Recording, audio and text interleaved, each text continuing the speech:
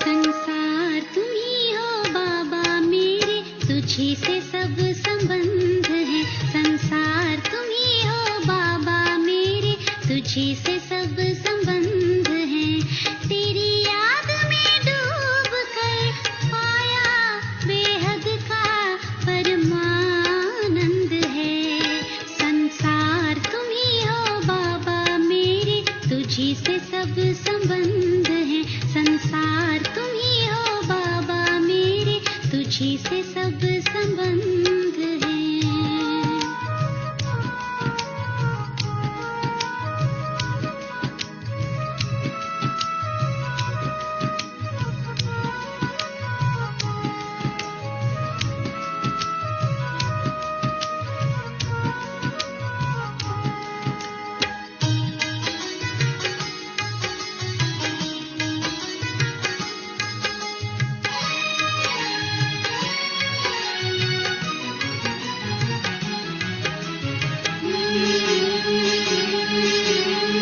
रात दिन और सुबह शाम अधरों पे बाबा तुम्हारा नाम। नजरों में पाए नजारे तेरे, खुद को पाऊं पास तुम्हारे। रात दिन और सुबह शाम अधरों पे बाबा तुम्हारा नाम। नजरों में पाए नजारे तेरे, खुद को पाऊं पास तुम्हारे। मन को मिल गया खुला आसमां, जिसका न कहीं कोई अंत है। संसार तुम्ही हो बाबा मेरे, तुझी से सब संबंध है। संसार तुम्ही हो बाबा मेरे, तुझी से सब संबंध है।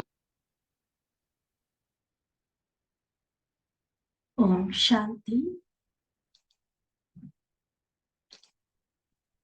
प्यार के सागर, सर्व सुखों के दाता प्राणेश्वर प्यारे बाबा के साथ सर्व संबंधों का अनुभव करने वाली हम पद्मा पदम भाग्यशाली आत्माएं, बाबा की मुरली सुप्रीम टीचर के रूप में जब बाबा यह सत्य ज्ञान हम सबके समक्ष रखते हैं, तो यह मुरली इस गॉडली यूनिवर्सिटी का एक सिलेबस बन जाती है। कई बार एक ही मुरली में विभिन्न अलग अलग तरह के पॉइंट्स आते हैं। कई बार हम देखते हैं कि एक ही टॉपिक को बड़ी गहराई से समझाने वाली प्यारे बाबा की मुरली होती है। और अभी अगर हम देखेंगे तो ये जो 82 की मुरलियां हम सुन रहे हैं, पिछले 2-3 मुरलियों से एक विशेष टॉपिक पर बाबा हमें समझा रहे हैं, जो कि हमारे इस ब्राह्मण जीवन के भाग्य का आधार है, कल्प कल्प का जन्म जन्मांतर के भाग्य का आधार है, त्याग। तो सुप्रीम टीचर के द्वारा अभी ये त्याग की सब्जेक्ट का सिलेबस चलाया जा रहा है, जिसमें पहले बाबा ने देहभान के त्याग के बारे में स्पष्ट किया। पहले तो भाग्य का आधार कैसे त्याग है, इस पर मुरली चली। फिर सबसे प्रमुख, सबसे मुख्य त्याग देहभान का त्याग, जो पहला त्याग है, उसके बारे में बाबा ने समझाया। उसी को और एक्सप्लेन करते हुए बाबा की एक और मुरली चली, जिसमें बाबा ने दास और अधिकारी आत्माओं के लक्षण बताते हुए उसमें भी विशेष देहभान के त्याग का महत्व हम सबके सामने रखा। आज जो बाबा की मुरली हम सुनने जा रहे हैं, इसमें एक और बंधन, देह के संबंधों का बंधन, जो आत्मा को अव्यक्त फरिश्ता बनने नहीं देता, जो हमारी उन्नति में बाधा बनता है। संबंधों को तोड़ने की बात नहीं है, लेकिन वह संबंध जब बंधन बन जाते हैं, हमारे ही मोह, लगाव या कई बार निगेटिव भावनाएं, घृणा आदि के कारण, तो उन संबंधों के बंधन से भी कैसे मुक्त बने, उसका त्याग कितना जरूरी है ब्राह्मण जीवन में उन्नति के लिए, इस पर बाबा ने बड़े स्पष्ट और क्लियर उदाहरणों के साथ हमारे सामने रखा है। हर बात में, हर पॉइंट में जितना हम क्लियर होते जाएंगे, मन की सारी उलझन, सारे डाउट्स स्पष्ट होते जाएंगे, उतना उस बात पर अमल करना बहुत आसान हो जाता है। तो प्यारे बाबा की आज की मुरली ऐसी ही गहरी रियलाइजेशन वाली और हम सबको उड़ती कला में ले जाने वाली, विशेष लौकिक और अलौकिक संबंधों के त्याग के बारे में समझाने वाली 8 अप्रैल 1982 की यह मुरली विशेष महावाक्यों का सार है, लौकिक अलौकिक संबंध का त्याग। लौकिक अलौकिक संबंध का त्याग। तो चले बाबा के सामने अपने आप को उपस्थित महसूस करते हुए बाबा की वरदानी दृष्टि अपने ऊपर अनुभव करेंगे। प्यार के सागर का असीम प्यार बाबा के एक एक शब्द में हम महसूस करेंगे, क्योंकि यही वो प्यार है, वो निस्वार्थ, अखुट, अविनाशी प्यार, जो हमें आज जो त्याग बाबा बताने जा रहे हैं, उस त्याग को करने में, इस सब्जेक्ट में पास विद ऑनर बनाएगा। तो व्यक्त बाप दादा बोले, आज बाप दादा अपने महादानी वरदानी विशेष आत्माओं को देख रहे हैं। महादानी वरदानी बनने का आधार है महात्यागी बनना। महात्यागी बनने बिगर महादानी वरदानी नहीं बन सकते। हमने जो डेली डेट्स के अनुसार जो व्यक्त वाणी आती है और फिर बाबा मिलन की जो वाणी कल हमने सुनी, व्यक्त वाणी संडे को सुबह और शाम दोनों में ही यह कॉमन पॉइंट था, महादानी बनना, महासहयोगी बनना। जिसे आज बाबा ने महादानी वरदानी बोला और उसका आधार है महात्यागी बनना। महादानी अर्थात मिले हुए खजाने बिना स्वार्थ के सर्व आत्माओं के प्रति देने वाले, निस्वार्थ, स्व के स्वार्थ से परे, ऐसी आत्मा ही महादानी बन सकती। अगर मुझे खुद पाने की कुछ इच्छा होगी, जिस आत्मा के प्रति हम सेवा कर रहे उससे कुछ लेने की इच्छा होगी, तो सही अर्थों में महादान नहीं होगा। व्यापार हो सकता है, डील हो सकती है, लेकिन उसको दान नहीं कहा जाएगा। तो महादानी अर्थात सबसे पहली कंडीशन निस्वार्थ भाव, जिसके प्रति जो भी हम कर रहे हैं उसके बदले में कुछ भी रिटर्न लेने की इच्छा नहीं। ऐसे स्व के स्वार्थ से परे महादानी आत्मा बन सकती है। और वरदानी सदा स्वयं में गुणों, शक्तियों और ज्ञान के खजाने से संपन्न आत्मा, सदा सर्व आत्माओं के प्रति श्रेष्ठ और शुभ भावना तथा सर्व का कल्याण हो, ऐसी श्रेष्ठ कामना रखने वाली, सदा रूहानी रहम दिल, फ्राक दिल, ऐसी आत्मा वरदानी बन सकती है। ठीक है, स्पष्ट है। महादानी और वरदानी, उसका आधार महात्यागी बनना बताया। और दोनों शब्दों को क्लियर करते हुए, महादानी बनने के लिए निस्वार्थ बनना जरूरी है और वरदानी बनने के लिए स्वयं को संपन्न, भरपूर करना जरूरी, और इसके लिए महात्यागी बनना आवश्यक है। त्याग की परिभाषा भी सुनाई। देखो बाबा को बहुत अच्छे से ध्यान पे है। बच्चे चाहे भूल जाए कि बाबा ने क्या बताया था, लेकिन बाबा को अपना सिलेबस जो पढ़ाया हुआ है अच्छे से याद है। क्या त्याग की परिभाषा सुनाई कि पहला त्याग है अपनी देह की स्मृति का त्याग, दूसरा देह के संबंध का त्याग। देह के संबंध में पहली बात कर्मेंद्रियों के संबंध में सुनाई, क्योंकि 24 घंटे का संबंध इन कर्मेंद्रियों के साथ है। बाकी अन्य आत्माओं के साथ किसी के साथ कितना समय, किसी के साथ कितना, ऐसा होगा, लेकिन फुल टाइम आत्मा शरीर में है। इसलिए शरीर की कर्मेंद्रियों के साथ 24 घंटे का संबंध है। इंद्रिय जीत बनना, अधिकारी आत्मा बनना, यह दूसरा कदम। और इसका स्पष्टीकरण भी सुना भी, और विशेष रूप से नए साल पर उससे संबंधित हमने संकल्प भी लिया होगा। अब तीसरी बात, पहले देह की स्मृति, देह भान का त्याग हो गया, फिर देह से रिलेटेड जो भी कर्मेंद्रिय है, जिसमें दास और अधिकारी के लक्षणों की बात बाबा ने समझा। अब तीसरी बात कि देह के साथ व्यक्तियों के संबंध की, इसमें लौकिक और अलौकिक संबंध आ जाता है। इन दोनों संबंध में लौकिक माना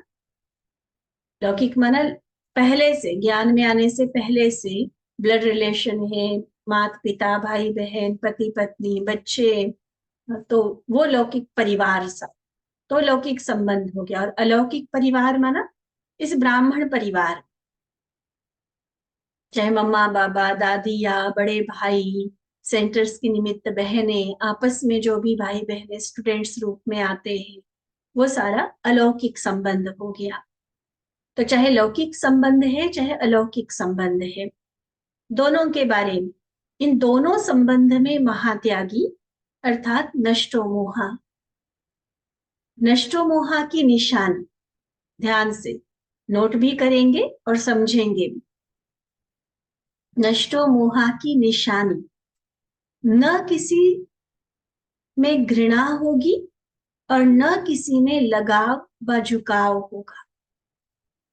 कई बार हम मोह का मतलब सिर्फ लगाव झुकाव के रूप में लेते हैं, लेकिन किसी से घृणा होना ये भी मोह की निशानी है। और नष्टो मोहा माना ना किसी से घृणा होगी, ना किसी से लगाव झुकाव होगा। अगर किसी से घृणा है तो उस आत्मा के अवगुण व आपके दिल पसंद न करने वाले कर्म बार बार आपकी बुद्धि को विचलित करेंगे। न चाहते भी संकल्प में, बोल में, स्वप्न में भी उसी का उल्टा चिंतन स्वतः ही चलेगा।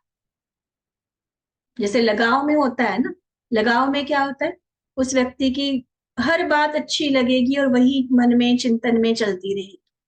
सेम बात जिसके साथ घृणा होती है उसके लिए भी ऐसा होगा, उसकी हर बात खटकेगी मन, हर वो कर्म वो कर रहा है, बोल भी बोल रहा है, कोई डील कर रहा है, कुछ भी वो कर रहा है ना, चाहे अच्छे से अच्छी सेवा भी कर रहा है, उसके लिए उल्टा चिंतन चलेगा, क्योंकि उस आत्मा के प्रति घृणा है। और अगर हम सबको याद हो तो लास्ट संडे की मुरली में बाबा ने घृणा को भी क्रोध का अंश कहा। आज बाबा उसको मोह के रूप में समझा रहे कि नष्टो मोह अर्थात ना घृणा रहे ना लगाव झुकाव, क्योंकि घृणा होगी तो भी वो आत्मा हमारा बुद्धि योग तोड़ेगी, बाबा से बुद्धि योग नहीं रहेगा। उसी आत्मा के गलत कर्म अवगुण वो विचलित करते रहेंगे, डिस्टर्ब करते रहेंगे बात।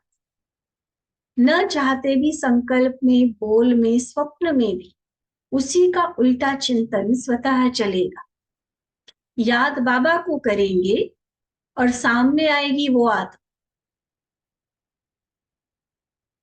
जैसे दिल के झुकाव में लगाव वाली आत्मा न चाहते भी अपने तरफ आकर्षित कर लेती, वहां पर गुण और स्नेह के रूप में बुद्धि को आकर्षित करती है जहां लगाव होगा।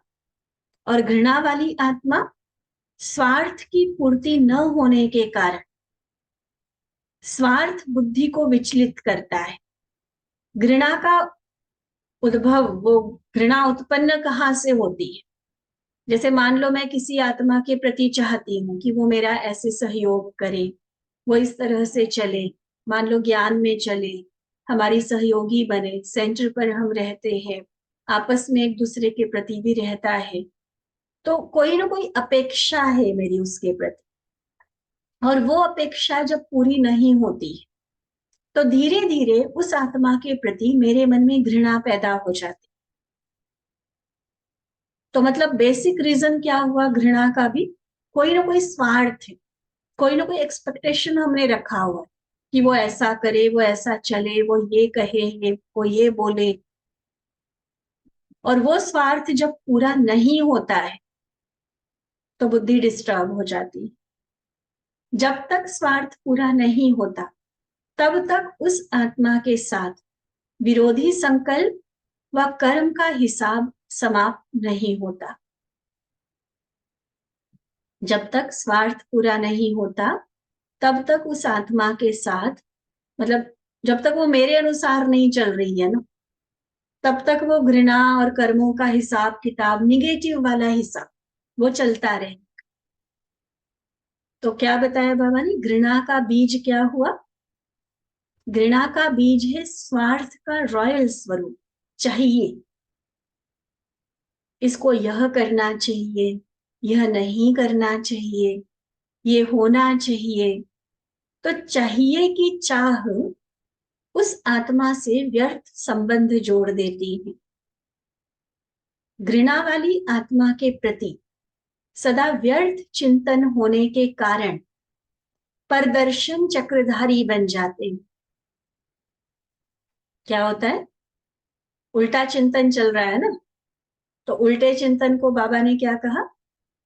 परदर्शन चक्रधारी। उसी का चिंतन चले, बाबा ने मुझे क्या कहा है, मुझे क्या करना चाहिए, मुझे कैसे चलना चाहिए, इस स्वदर्शन के बदले उसे कैसे चलना चाहिए, उसे कैसे बोलना चाहिए, उसे क्या करना चाहिए, क्या नहीं करना चाहिए। तो क्या हुआ? परदर्शन चक्रधारी हो गए ना। लेकिन बाबा स्पष्ट बता रहे हैं यह व्यर्थ संबंध भी नष्टो मोहा नहीं होने देंगी। मोहब्बत से मोह नहीं होगा, लेकिन मजबूरी से। फिर क्या कहते? व्यर्थ चिंतन खुद किया, प्रदर्शन खुद किया, स्वार्थ रखा, अब जब डिस्टर्ब हो रहे हैं, बुद्धि विचलित हो रही है, योग टूट रहा है, फिर क्या कंप्लेंट करते? कि मैं तो तंग हो गई हूं। तो जो तंग करता है उसमें बुद्धि जाएगी ना, समय भी जाएगा, बुद्धि भी जाएगी, और शक्तियां भी जाएगी। बार बार न चाहते भी उधर ही अट्रैक्शन जाएगी, चाहे वो है घृणा। लगाव तो बाबा इसलिए नहीं एक्सप्लेन कर रहे हैं कि लगाव को तो फिर भी बाबा ने बहुत बार समझाया है और हम समझ भी गए हैं, लेकिन घृणा का जो सूक्ष्म रूप है जो कि नष्टोमोहा नहीं बनने देता है, इस रॉयल रूप को भी आज बाबा हमसे छुड़ाना चाहते हैं। तो एक है यह संबंध, घृणा का क्लियर हुआ। अब आगे लगाव को भी बाबा स्पष्ट कर रहे हैं कि दूसरा है विनाशी स्नेह और प्राप्ति के आधार पर व अल्पकाल के लिए सहारा बनने के कारण लगाव व झुकाव। मतलब जो मेरा सहयोगी नहीं बना उसके लिए हो गई घृणा, और जो मान लो थोड़ा बहुत सहयोग दे रहा है, विनाशी स्नेह है, पसंद मिल रही है, विचार एक जैसा है, मत आपस में मिल रही है, तो उसके प्रति स्पेशल लगाव, स्पेशल झुकाव हो जाता है। और यह भी लौकिक अलौकिक दोनों संबंध में बुद्धि को अपनी तरफ खींचता है। बाबा स्पेशली दोनों को मेंशन कर रहे हैं, क्योंकि कई बार क्या होता है कि लौकिक संबंध से तो फिर भी हम बुद्धि को निकाल लेते हैं, लेकिन अलौकिक में भी इतनी विशेष आत्माओं के बीच में भगवान के द्वारा जिनको गुणवान बनाया गया है, ऐसी आत्माओं के संग में रहते कई बार वो सूक्ष्म लगाव का रूप हम समझ नहीं पाते। इसलिए बाबा जब जब बात कर रहे हैं संबंध की, तो लौकिक और अलौकिक दोनों की कर रहे हैं। जैसे लौकिक में देह के संबंधियों द्वारा स्नेह मिलता है, सहारा मिलता है, प्राप्ति होती है, तो उस तरफ विशेष मोह जाता है ना। उस मोह को काटने के लिए पुरुषार्थ करते हो, लक्ष्य रखते हो कि किसी भी तरफ बुद्धि न जाए। लेकिन लौकिक को छोड़ने के बाद अलौकिक संबंध में भी यही सब बातें, कौन कौन सी बातें, चाहे वो अल्पकाल का स्नेह मिल रहा है, थोड़ा सपोर्ट सहारा मिल रहा है, कुछ प्राप्ति हो रही है, किसी से कुछ सीखने को मिल रहा है, कोई की बहुत सारी विशेषता दिख रही है, तो यही सब बातें जो लौकिक संबंध में भी मोह पैदा करती है, यही सब बातें अलौकिक संबंध में भी बुद्धि को आकर्षित करती है। अर्थात बुद्धि का झुकाव अपनी तरफ सहज कर लेती है। यह भी देहधारी के ही संबंध है तो देहधारी ना, चाहे कलयुगी आत्माएं हैं, चाहे संगम युगी आत्माएं हैं, चाहे लौकिक संबंध वाले हैं, चाहे लौकिक संबंध वाले हैं। विदेही तो सिर्फ एक बाबा है, बाकी तो सब देहधारी संबंध है। तो जब कोई समस्या जीवन में आएगी, दिल में कोई उलझन की बात होगी, तो वैसे किसको सहारा बनाना चाहिए? कोई भी बात आती है, कोई उलझन आती, कोई प्रॉब्लम आती है, वैसे तो बाबा हमारा एक बल एक भरोसा, एक बाबा दूसरा न कोई, ये वायदा है हमारा। लेकिन क्योंकि किसी आत्मा से, पर्टिकुलर किसी आत्मा से विशेष लगाव है, अंदर की दिल की रग लगी हुई है, वहां सूक्ष्म मोह है, तो क्या होगा? जब भी कोई बात आएगी, समस्या आएगी, कोई दिल में उलझन होगी, तो न चाहते भी अल्पकाल के सहारे देने वाले, अल्पकाल की प्राप्ति कराने वाली लगाव वाली आत्मा ही याद आएगी। बाबा याद नहीं आएगा, बाबा याद नहीं आएगा, याद आएगा वो आत्मा की, उनसे हम डिस्कस करेंगे। और कई बार ये देखा जाता है कि ऐसे में धोखा खा लेते हैं। अल्पकाल के सहारे को क्यों हम अपनाते हैं, जबकि हमारा सच्चा सहारा हमारे साथ है, हमारे सामने है। चलो ज्यादा से ज्यादा बाबा नहीं साकार में चाहिए, तो बाबा ने जिनको निमित्त बनाया है उनको भी बाबा, उनके अंदर भी बाबा को देखते हुए हमें राय सलाह करनी है। कि मैं पर्टिकुलर किसी दीदी को पूछ रही हूँ, ऐसे नहीं। हम बाबा से श्रीमत ले रहे हैं। अगर ये बुद्धि में रखकर निमित्त आत्माओं से बात करेंगे तो ठीक है। और वही अगर हमने अपने अल्पकाल के सहारे बना लिए, क्योंकि कईयों के मन में ये रहता है बाबा तो निराकार है, बहनें कोई गृहस्थ को तो जानती नहीं है, उनको क्या पता वो झमेले।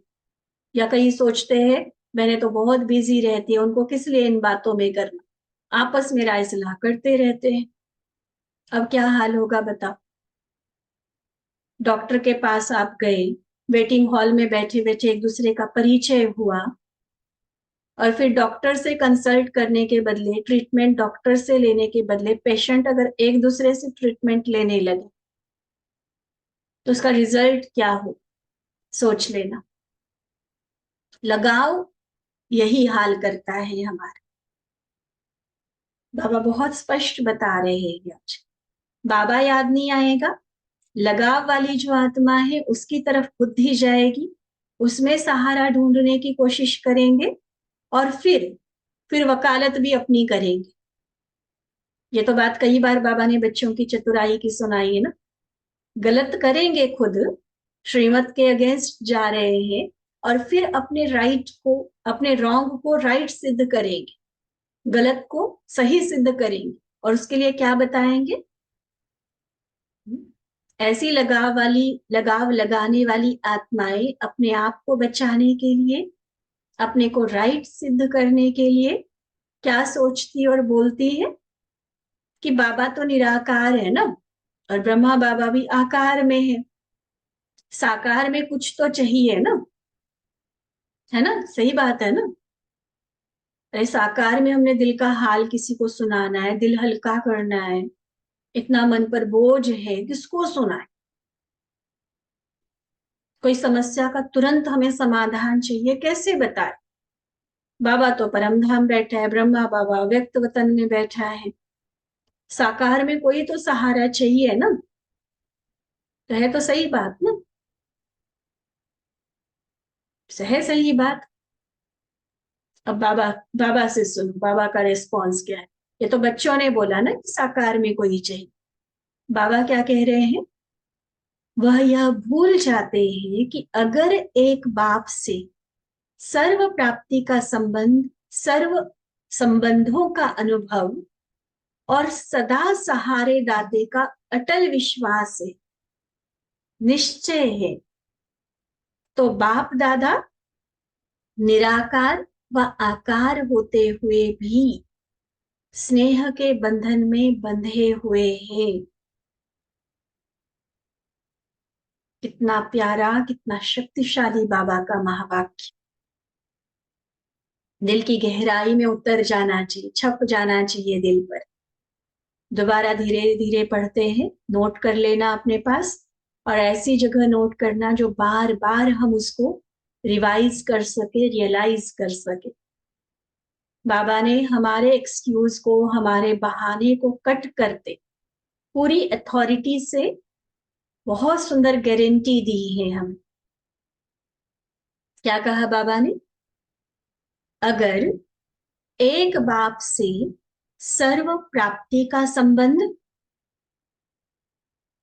अगर एक बाप से सर्व प्राप्ति का संबंध, सर्व संबंधों का अनुभव,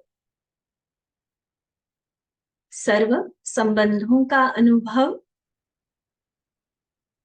और सदा सहारे दाता का अटल विश्वास, निश्चय है, सदा सहारे दाता का अटल विश्वास और निश्चय है, तो बाप दादा निराकार व आकार होते भी, बाप दादा निराकार व आकार होते भी स्नेह के बंधन में बंधे हुए हैं। स्नेह के बंधन में बंधे हुए हैं, साकार रूप की भासना देते हैं।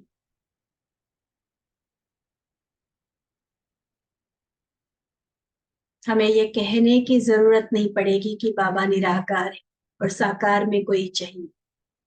अगर मेरा विश्वास, मेरा निश्चय पक्का है, अगर मुझे ये संपूर्ण अच्छे से क्लियर स्पष्ट अनुभव है कि सर्व प्राप्ति, सर्व संबंधों का दाता सिर्फ एक है, मेरा तो एक, दूसरा न कोई, अगर ये अनुभूति पक्की है हमारी, तो हमारे इस विश्वास के आधार पर वो निराकार और आकार भी ऐसे अनुभव होगा जैसे साकार में कोई व्यक्ति मेरा साथ दे रहा है।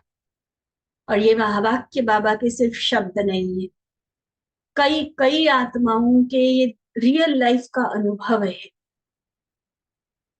कैसे बड़ी बड़ी समस्याओं से बाबा ने पार कराया, सारी दुनिया जहां अगेंस्ट हो गई थी, लौकिक परिवार वाले, बिजनेस वाले, पार्टनर, कई कईयों के ऐसे अनुभव है।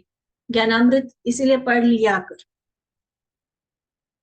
जब कहीं से कोई उम्मीद नहीं दिख रही थी, और बाबा कैसा सहारा बन जाता है, कैसे वो बंध जाता है हमारी मदद के लिए।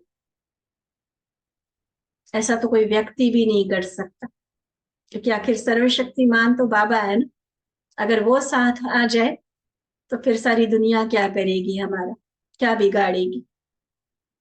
लेकिन वो विश्वास, वो निश्चय और प्रैक्टिकली सर्व प्राप्ति, सर्व संबंध बाबा के साथ, सिर्फ बाबा को खुश करने के लिए नहीं कि तुम ही मेरे सब कुछ हो, और वैसे मोह लगा हुआ है देहधारियों में, सारा टाइम एनर्जी देहधारियों में जा रही है, इधर बाबा को बस बोल बोल कर खुश कर रहे हैं कि बाबा तुम ही तो मेरे सब कुछ हो।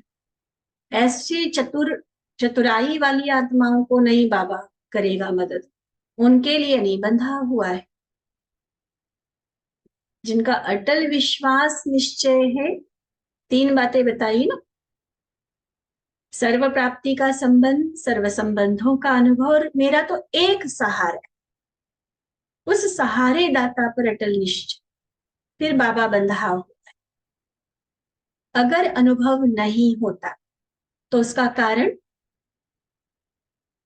क्या कारण है कि नॉलेज द्वारा यह समझा है कि सर्व संबंध एक बाबा से रखने हैं, लेकिन जीवन में सर्व संबंधों को नहीं लाया है, प्रैक्टिकल अनुभव नहीं है उसका, इसलिए साक्षात सर्व संबंध की अनुभूति नहीं कर पाते हैं। जब भक्ति मार्ग में भक्त माला की शिरोमणि मीरा को भी साक्षात्कार नहीं लेकिन साक्षात अनुभव हुआ,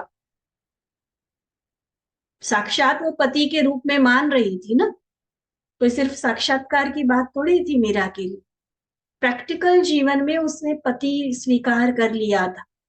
वो तो श्री कृष्ण को भगवान कह रही थी, लेकिन जो भी है भगवान को पति के रूप में उसने सिर्फ कहा नहीं था, थ्योरी नहीं थी, उस प्रैक्टिकल लाइफ थी, साक्षात वो अनुभव था जीवन का, जबकि वो भक्त माला की आत्मा थी। तो क्या ज्ञान सागर के डायरेक्ट ज्ञान स्वरूप बच्चों को साकार रूप में सर्व प्राप्ति के आधार मूर्त सदा सहारे दाता बाप का अनुभव नहीं हो सकता? जब एक भक्त आत्मा, संगम युग के हिसाब से उनको ज्ञानी आत्मा कहेंगे, डायरेक्ट रिलेशन नहीं था बाबा के साथ, ना परिचय था, फिर भी वो अगर साक्षात अनुभव कर सकती है, उस लगन में मगन हो सकती है, पूरे संसार में वो उसका नाम इस तरह से प्रसिद्ध हो जाता है, दूसरों को भी लगन लगाने वाली वो बन जाती है। तो सोचो, हम तो डायरेक्ट बाबा की पालना में पलने वाले, अपने आप को ज्ञानी तू आत्मा कहलाने वाले बच्चे, क्या मुझे बाबा वो साकार में अनुभव नहीं कराएगा? बिना परिचय के जब उस आत्मा ने अनुभव कर लिया, हमें तो कंप्लीट परिचय है, पूरे अंत को पा चुके हैं हम बाबा के। फिर सर्वशक्तिमान को छोड़ अनुभव नहीं होता ना, फिर सर्वशक्तिमान को छोड़ यथाशक्ति आत्माओं को सहारा क्यों बनाते? अगर अनुभव हम कहते कि नहीं होना चाहिए हमें अनुभव, जब मीरा को हो सकता है तो हमें क्यों नहीं? तो बाबा कहते अगर हो सकता है, गारंटी है, फिर यथाशक्ति वाली, अल्पज्ञ बुद्धि वाली, अल्प शक्ति वाली आत्माओं को सहारा क्यों बनाते? यह भी एक गुह्य कर्मों का हिसाब बुद्धि में रखो। कर्मों का हिसाब कितना गुह्य है यह जानो। देखो, एक तो है कि लौकिक में हमारे ऑलरेडी कर्म बंधन है और उसको ही हमें अभी काटना है। अभी भी अगर हम किसी आत्मा से लेते रहेंगे, लौकिक में चाहे अलौकिक में, तो नया कर्म बंधन बनेगा। बाबा ने बहुत अच्छे से स्पष्ट किया है इस बात। बाबा से सुनेंगे, समझते जाएंगे। बाबा कहते किसी भी आत्मा द्वारा, देखो बाबा से लेना हमारा हक है, बाबा खुद सामने से ऑफर कर रहा है, हमारा अधिकार है क्योंकि वो हमारा बाबा और हम उसके बच्चे हैं। लेकिन बाबा के अलावा किसी आत्मा, और किसी माना वो कोई भी आत्मा, देहधारी माना, लौकिक वाली, अलौकिक वाली, अगर किसी भी आत्मा द्वारा अल्पकाल का सहारा लेते हो व प्राप्ति का आधार बनाते हो, उस आत्मा के तरफ बुद्धि का झुकाव होने के कारण कर्मातीत होने के बजाय कर्मों का बंधन बंध जाता है। एक ने दिया, दूसरे ने लिया, तो यह आत्मा का आत्मा से लेन देन हुआ, और लेन देन हुआ माना हिसाब बना या समाप्त हुआ? कर्मातीत बनने का मतलब क्या है? हिसाब नया बनाना है या पुराना भी सारा खत्म करके क्लियर करके चलना है? लक्ष्य है कर्मातीत बनने का, माना सब कुछ क्लियर करने का। और यहाँ तो हम और नए से नया हिसाब किताब बनाए जा रहे हैं। ये देखो, कई बार क्या होता है, प्रैक्टिकली हम देखते हैं आश्रम में बाबा का कार्य है, यज्ञ है। यज्ञ के हिसाब से हर एक की अपनी अपनी विशेषता, योग्यता, या जिस कार्य क्षेत्र में वो काम करते वहां के अनुभव यहाँ काम आते, उसको वो सेवा के रूप में यज्ञ में, यज्ञ सेवा में लगाते। अब आने वाली आत्माएं देखती है कि अच्छा इसको ये काम आता है, इसका इसके पास ये विशेषता है, और वो उसको अपने लौकिक कार्य में यूज करना चाहते। मान लो किसी माता को सिलाई कढ़ाई आती है, सेंटर पर जो यज्ञ सेवा समझकर समर्पित बहनों के हिसाब से या अन्य चीजों के प्रति उसकी वो सिलाई की योग्यता यूज हो रही है। अब उसको क्या कहा जाएगा? सेवा। क्योंकि वो बहनों को नहीं देख रही है, वो बाबा और बाबा के कार्य को, यज्ञ को देखकर अपनी योग्यता को, अपनी विशेषता को, कला को सेवा में लगा रही। अब मान लो आने वाले किसी ने देखा कि इस माता को, इस आत्मा को सिलाई आती है, तो उसने अपना काम उससे करवाना शुरू किया। अब अपना काम भी लौकिक रीति से जैसे होता है, हिसाब के हिसाब से कर लिया, कि कहीं बाहर से सिलाई करते तो वहां पर उसका हिसाब करते हैं ना पूरा। यहाँ पर हम लौकिक वाले रिश्ते, अलौकिक वाले रिश्ते में लगा कर उस आत्मा से अपनी सेवा ले लेते हैं। कई बार हम जनरल क्लास में ये बातें एक्सप्लेन करना चाहते हुए भी नहीं कर पाते, लेकिन ये भी कर्मों की बड़ी गुह्य गति बन जाती। मान लो किसी की दुकान है, आश्रम के हिसाब से वो अपना कंप्लीट प्रॉफिट छोड़कर बहुत बड़े डिस्काउंट रेट पर आश्रम में चीज दे रहा है। अब दूसरा व्यक्ति जो यहाँ आते हैं, है ब्राह्मण परिवार के, उन्होंने ये चीज नोट की और वो अब अपने लौकिक प्रवृत्ति में उस चीज की जब जरूरत है तो उस आत्मा को जाकर कह रहे कि उसी रेट पर हमें भी दे दो। तो ये क्या हो जाएगा? बहुत सूक्ष्म हिसाब किताब होता है। और अगर मान लो एक चीज ये भी होती है, क्योंकि है तो ब्राह्मण परिवार ना, तो कई बार देने वाले को या सेवा करने वाले को पैसा लेना उचित नहीं लगता है। मान लो सिलाई जो माता करती है उससे हमने सिलाई करके ले ली और पैसे ऑफर करने के बाद भी उन्होंने नहीं लिए। जो नॉर्मली एक सिलाई का रेट होता है वो हमने उसको देने की कोशिश किया, लेकिन उसने कहा कि नहीं नहीं, आपका तो ये अपना ही परिवार है ना, कोई बात नहीं, कोई बात नहीं। आपने, एक होता है कि आपने स्वार्थ से उससे कराया और नहीं दिया तो भी आपका हिसाब बना, उसने नहीं लिया आपके ऑफर के बावजूद तो भी हमारा हिसाब बना। तो यहाँ पर क्या होता है कि वो जो खर्चा, ठीक है उसने नहीं लिया, हम उसको यज्ञ में सफल करें, तो क्या होगा कि उस आत्मा के नाम से वो यज्ञ में आ गई। ये मैंने नहीं सफल किया, मैंने तो उतने कीमत की सेवा ली है ना। मान लो 200 रुपए में वो कपड़ा सिलाई होता है, तो 200 रुपए उस माता ने नहीं लिया, तो मैं उस माता के नाम से बाबा के यज्ञ में वो डाल, क्योंकि उसने सेवा भाव से किया है, लेकिन उसकी सेवा मुझे लेने का हक नहीं। ये बहुत बहुत कर्मों की गुह्य गति है। हम कई बार बड़े कैजुअल होकर चलते हैं आपस में, एक दूसरे की सेवा, एक दूसरे की स्थूल रूप की मेहनत, वो अगर यज्ञ में कर रहे हैं तो उसका कर्जदार बाबा है, उसका रिटर्न देने के लिए बाबा बैठा है। लेकिन पर्सनली मैं अगर किसी की सेवा लेती, इवन हम जो समर्पित बहने, हमें भी ये बात पक्की कराई जाती कि यज्ञ सेवा के हिसाब से हम किसी से सेवा करवा रहे हैं, यज्ञ हित में ईश्वरीय कारोबार के हिसाब से हम किसी की सेवा को, किसी के टाइम, एनर्जी, मनी को यूज कर रहे हैं, तो उसके लिए बाबा है। वो बाबा उसका रिटर्न देगा। लेकिन कहीं भी सूक्ष्म पर्सनल स्वार्थ में आकर, इवन समर्पित होते हुए भी, अगर पर्सनल स्वार्थ में आकर अपनी लोभ लालच की इच्छावश अगर हम किसी से करवा रहे हैं, किसी की मेहनत ले रहे हैं, किसी का पैसा लगा रहे, किसी से चीज वस्तु ले रहे, तो वो हमारा भी कर्मों का हिसाब बनता है। फिर चाहे समर्पित है, चाहे घर गृहस्थ में रहने वाले। बहुत कर्मों की बड़ी गुह्य गति जो आज बाबा हमें एक्सप्लेन कर रहे हैं।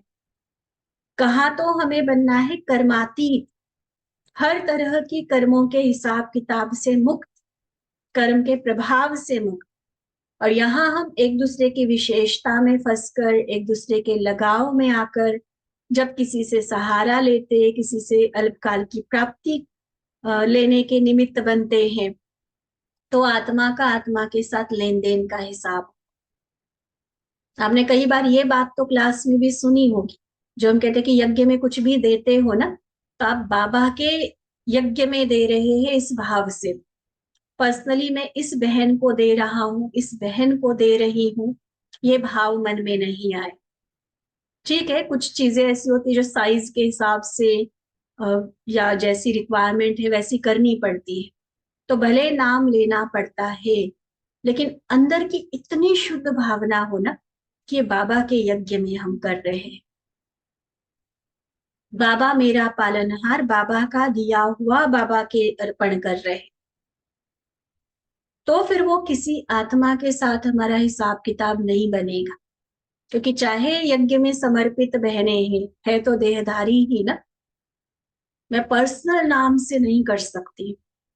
और ऐसे ही लेने में बहुत गहरी गति है, इसको तो जितना विस्तार करे कम है इसका। लेकिन हम अपनी समझ को यहाँ पर यूज करें, एक दो एग्जाम्पल्स दिए हमने, ऐसे बाकी चीजों में हम चेक करें। हम सेवा देने वाले हैं, मतलब सेवा करने वाले हैं यज्ञ की, यज्ञ रक्षक बनकर यज्ञ की संभाल करने वाले हैं, या कहीं ना कहीं सेवा के नाम से हम अपना स्वार्थ सिद्ध करने में लगे हुए हैं। और इसमें भी हम किसी और को नहीं देखें, बस अपने आप को चेक करें कि कर्मों की गुह्य गति को समझकर मुझे खुद को सेफ रखना है। और एक सेफ होता है तो दूसरा जिसके साथ हिसाब किताब बनता हमारा, अगर ये सावधानी ना रखते तो उसका भी बचाव हो ही जाएगा। बाकी तीसरे चौथे को नहीं देखो कि कौन क्या कर रहा है, क्योंकि हर एक आत्मा की अपनी बुद्धि है, अपनी समझ है और अपनी शक्ति सामर्थ्य है। इसलिए किसी को देखने की बात नहीं, किसी पर टोंट कमेंट की भी बात नहीं है। ये हमें खुद को समझना है, खुद को सुधारना है। ठीक है, स्पष्ट है बाबा की बात कि एक ने लिया दूसरे, एक ने दिया दूसरे ने लिया, तो आत्मा का आत्मा से लेन देन हुआ, तो लेन देन का हिसाब किताब बना या समाप्त हुआ। और उस समय अनुभव ऐसे करेंगे जैसे कि हम आगे बढ़ रहे हैं, लेकिन वह आगे बढ़ना बढ़ना नहीं, लेकिन कर्म बंधन के हिसाब का खाता जमा, हिसाब बढ़ाया, और रिजल्ट क्या होगी? कर्म बंधनी आत्मा बाबा से संबंध का अनुभव नहीं कर पाएगी। सोचो, फायदे में रहे या घाटे। कर्म बंधन के बोझ वाली आत्मा याद की यात्रा में संपूर्ण स्थिति का अनुभव नहीं कर सकेगी। थोड़ी देर के लिए सहारा प्राप्ति तो भले हमने पा लिया, लेकिन अविनाशी प्राप्ति को मिस कर दिया, उससे वंचित हो गए। उस देहधारी का साथ तो मिल गया, लेकिन बाबा का साथ छूट गया। सोचो क्या कहेंगे रिजल्ट? ऐसी आत्मा याद के सब्जेक्ट में सदा कमजोर होगी, क्योंकि आत्माओं का सहारा लेने की आदत पड़ गई ना। तो बाबा की याद में जो सुख है, वो जो सहारा है, शक्ति है, वो अनुभव ही नहीं कर पाएगी, वहां तक पहुंच ही नहीं पाएगी।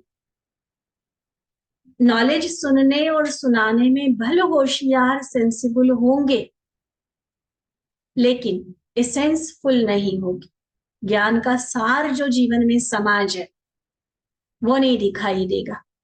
भाषण भले अच्छे कर लेंगे, क्लासेस भले अच्छे करवा देंगे, इसलिए बाबा कह रहे ज्ञान सुनने सुनाने में भले होशियार होंगे लेकिन एसेंसफुल नहीं होंगे।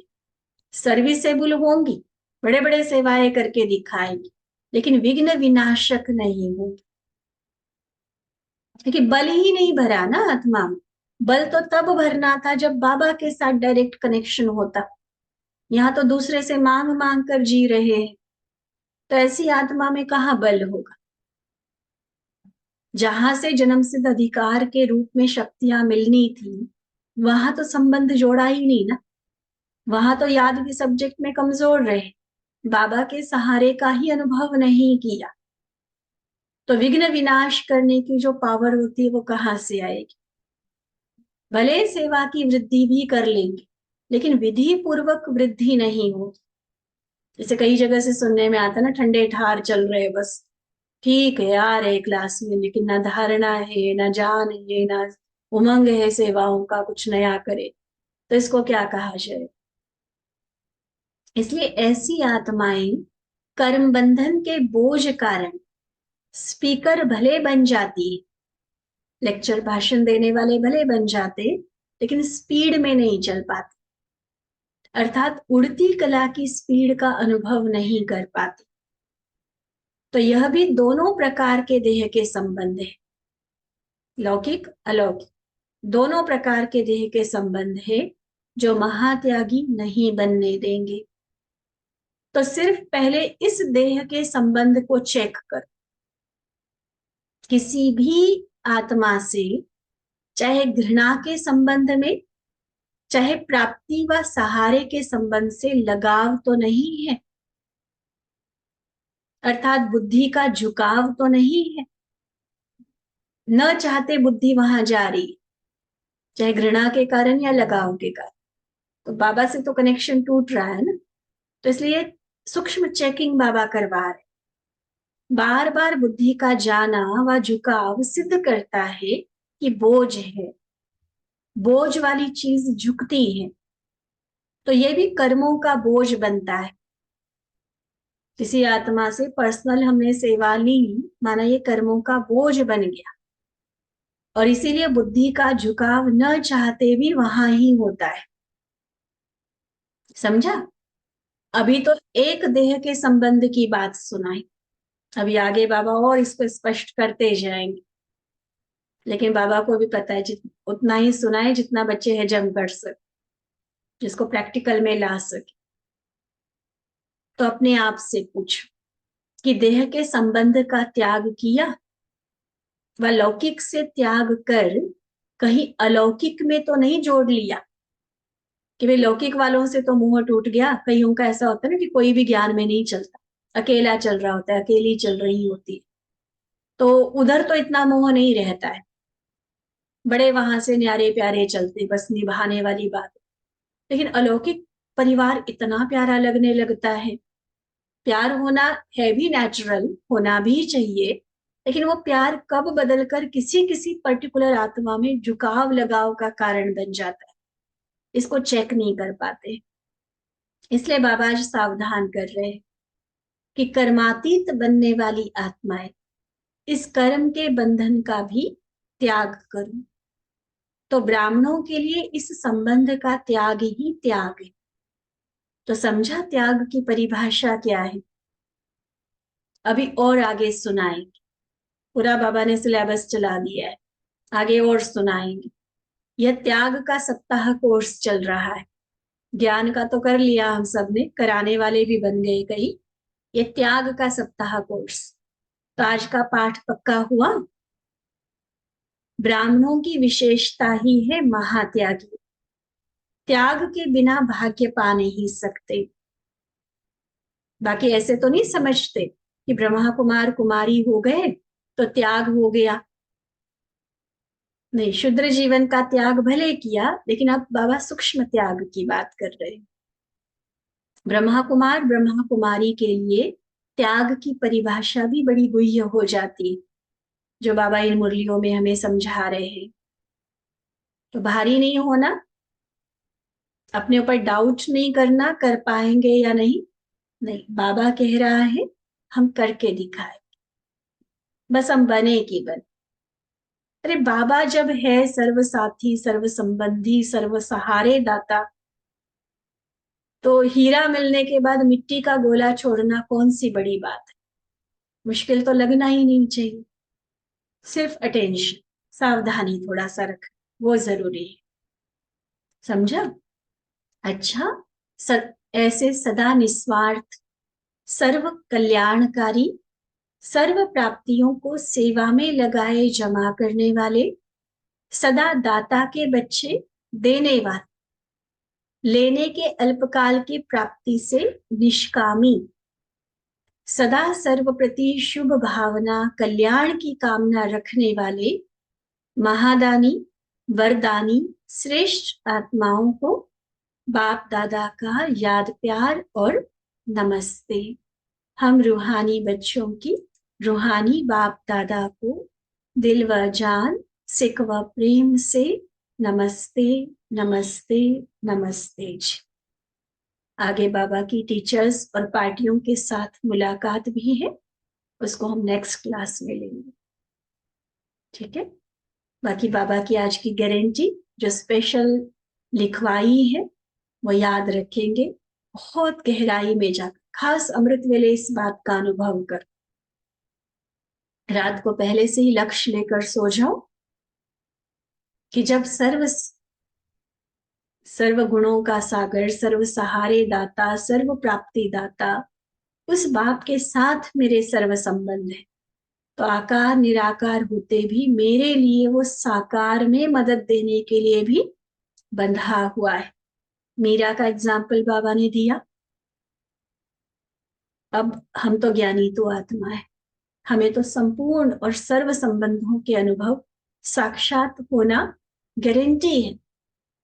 सिर्फ हम भूल जाते, वो विश्वास कहीं ना कहीं डोल जाता है, उसको नहीं डोलने देंगे। संपूर्ण निश्चय के साथ प्यारे से अनुभव बाबा के साथ के हम करते रहेंगे। अच्छा, ओम शांति।